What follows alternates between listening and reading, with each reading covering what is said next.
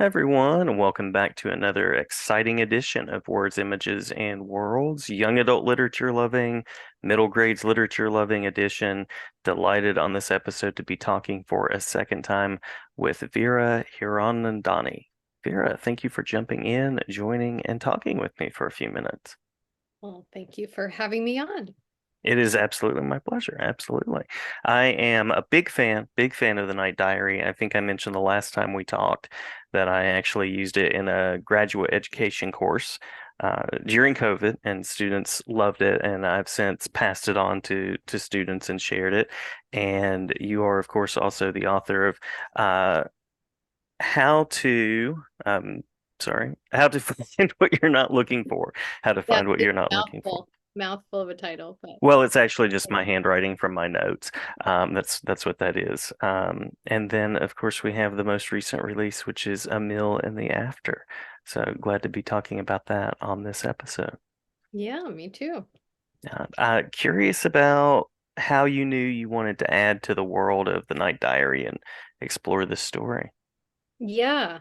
I really wasn't sure, or I didn't think about writing a follow-up after I finished the Night Diary. I felt like I had kind of completed that arc and Nisha's story and the family story, because I was focusing on that main kind of crisis that they were going through, having to leave their homes during the partition. And I think a lot of books that are about some kind of historical moment of crisis, or even it could be a contemporary novel too, we tend to sort of focus on that. And then when the characters hopefully are okay or not okay, but however that arc is completed, that's when the story ends. And I was thinking more and more about, I was thinking a lot about the pandemic actually, and how,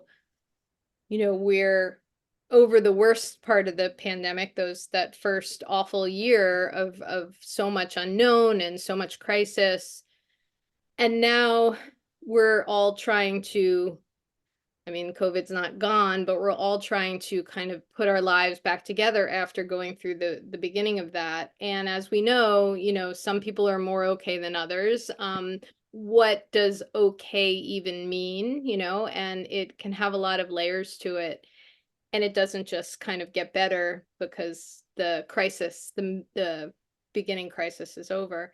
And so I was thinking about that, and I was thinking about the partition. I was thinking about these characters who I missed. And I myself was wondering how they were doing, how they were rebuilding their lives. It took my own family, because the story is based on a lot of things my father's side of the family went through. Took them many, many years to rebuild. And so I started to think about, maybe we need to see that and Mm, see what happens after. Yeah, And there you go, the title. yeah, yes, yes. What was it like tapping back into that world and kind of immersing yourself in it again? Or was it something you ever really left? Yeah, that's a good question. I don't think I did, in the sense that I had been talking about the Night Diary, after I wrote it. Um, I kind of started to tour, and then that became school visits. And I had just had a very busy year before I started A Meal in the After, of talking a lot about the Night Diary and the characters. So they were always with me. Mm, But there was something that started to feel unfinished. And I felt like a lot of the kids were asking questions that started to get me thinking about, they were thinking about, well, what are they okay? What did they do after this part? Um, what happened to certain other characters in the book? And they also talked about wanting to see things more from Emil's perspective. mhm, mhm, And so, I thought about that as well. And that would be kind of an interesting exploration for me to have, because my characters, I sort of believe that they're real. When I spend years with them in a manuscript, and then years kind of discussing the book, I just believe that they exist somewhere. So yeah, I did it for myself first, and I really miss them. So when I entered the world, it was like coming back to this place that felt like some kind of home I had created in the characters, and it felt really good. Wasn't easy, but it Yeah. it felt really good. Yeah. It sounds like you've had some really good feedback from readers on school visits and things like that. Yeah, it's that was amazing to me. I mean, when I started writing about the partition, it was a very personal need that I wanted to understand more about what my family went through and more about the history in general and all the people and the millions of people that were affected by the partition. And so, but I didn't know that a contemporary middle grade audience would be interested in this subject. But it kind of didn't matter because I had to write it. I had to write it. And I really wanted to write these stories from a younger person's perspective because my father went through it as a child. And so a lot of his memories are childlike in that sense. And that sense of just being innocent and the adults kind of in control, making decisions for better or for worse, and how you as a kid are just so tied to that and vulnerable to that. And there we see so many things in the world now, and I don't just mean, now, right now, but in over the last 10 years. Um, and it's certainly not new, but there's just been so much suffering um, with children, and that's tragically has always been the case. But of Mhm. course, I'm living in this time, so thinking about refugees, thinking about war, thinking about all the ways that kids are just swept along and vulnerable to these decisions that adults make that sometimes really, don't make any sense. And so I wanted to capture that point of view. Yeah, yeah. And that sort of taps into my next question, which is what you hope readers take away from the book. So it certainly sounds like that sense of empathy, advocacy that comes through in both books really well. Thank you. Hmm. Yeah, the empathy and a child today who maybe has a connection, a family connection to the partition through their grandparents or something, who will see their family history portrayed in a story, and maybe they hadn't before. I certainly never, was exposed to growing up in Connecticut. I maybe saw, one line in a history book about India's independence and India and Pakistan being split, but I didn't really understand what happened and didn't totally make the connection. I mean, I heard stories about my father growing up in this time that they had to leave and it was really scary, but then they found a new home. And it's not that I didn't connect it, but I didn't fully understand, the magnitude of it. And so I think that for a young reader now, whether they have a family connection or they don't know anything about this history, that's definitely something that I wanted to, um, kind of capture Hmm. because we're losing this living history.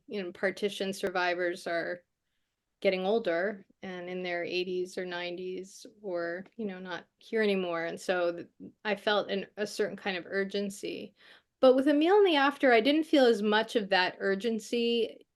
It was more about this idea of how do we rebuild our lives after something really difficult happens or traumatic happens, and what are we left with. And sometimes kids, they're sort of expected to kind of catch up or be resilient, all these things that we tell kids because we want them to be okay. And Hmm. and Hmm. and that's okay. There's nothing wrong with those ideas as long as they are hand in hand with, but you still may have some wounds that you're carrying. Hmm. Hmm. And if you're finding things difficult, or you're having memories come up, or just you're changed because of this, like, that's normal too. It's not linear, that kind of healing. And so I felt that with my own kids coming out of the pandemic, and I wanted to kind of create a story around that. And one thing that Nisha and Emil both do is they turn to creative expression to feel a little more control. on their world, Nisha with her diary, and then Emil with his art. He draws pictures of his experience, and that gives him a sense of either, maybe working something out or just kind of a way to escape, but just a greater sense of control of his own world and his inner life. Yeah, yeah. And well, before we get to the final question, something that's not on the list, and you can totally pass. I can edit it out if not. But I know you've done several talks about the book and several interviews. Anything that is sort of an unturned stone that you hope readers notice, or something, a part of yourself that went into the book that you'd like to mention? Hmm. I don't know. I tend to, I mean, those are the two biggest things, the idea of art. And I think, the other thing that I often portray in my books is kids feeling different for some reason. Mhm. And whether it's that they have a learning difference or whether they feel kind of outside of the majority identity wise, there are so many ways that we can feel separate from people around us. And so I think that that is such a universal feeling. But I do focus a lot on learning differences. And Nisha and Emil both have certain aspects that they don't fully understand because it's 1947, 48 during the partition, and they're not getting evaluated and kind of getting, their IEP at school. Like there's not that space for that or the knowledge yet. Um, but Nisha, she's not just shy, she really is has trouble talking to people outside of her home. She might be diagnosed as selectively mute, and that's something that she's dealing with but doesn't know exactly that she's dealing with it. And then in Emil in the After, Emil is dyslexic, and drawing really frees him because he can kind of see things in this three-dimensional way, but reading and writing is hard for him. But he just thinks something's wrong with him, and his father doesn't fully understand and wants him to focus more at school. And so I tend to, for my own personal reasons, I that's a theme in a lot of my books, because I think kids can be really misunderstood even with all of the knowledge that we have now. Totally agree. Absolutely. Absolutely. And that brings us to the final question, which is what currently has your creative attention and where can we go to learn more? Yeah. Well, right now I'm reading, so Sadia Faruqi, an author you might be Mhm. familiar with. She wrote a book called The Partition Project, which I'm reading right now and really enjoying. And it's an interesting mix of a contemporary character who's listening to her grandmother's stories, and she kind of has this project in school that she has to do that leads her to find out more about what happened to her grandmother during the partition. And so I think it's a really important viewpoint in the way that she's combining like the present with the past. Mhm. And Mhm. also from the family is going in the other direction. So they have to leave, the grandmother had to leave what was India and go into Pakistan. So I think it's just important to have as many perspectives and lenses on this history as possible. Yeah. Yeah, absolutely. Absolutely. And the web spaces where people can connect with you. Oh yes. I'm like, what am I supposed to say? I am on Instagram at Vera Writes and X, formerly Twitter at Veera Hira, and my website is www.veerahiranandani.com. Well, thank you so much, Vera. Thank you for a wonderful second visit, and glad to talk with you anytime about work to come and all of the amazing creating that you're doing and connecting with young people. Thank you. Well, I appreciate you appreciating my work. So Well, I appreciate you. Appreciate this is like the artist painting a picture, This could go on for days. So I'll just say thank you so much and glad to talk again sometime. thank you.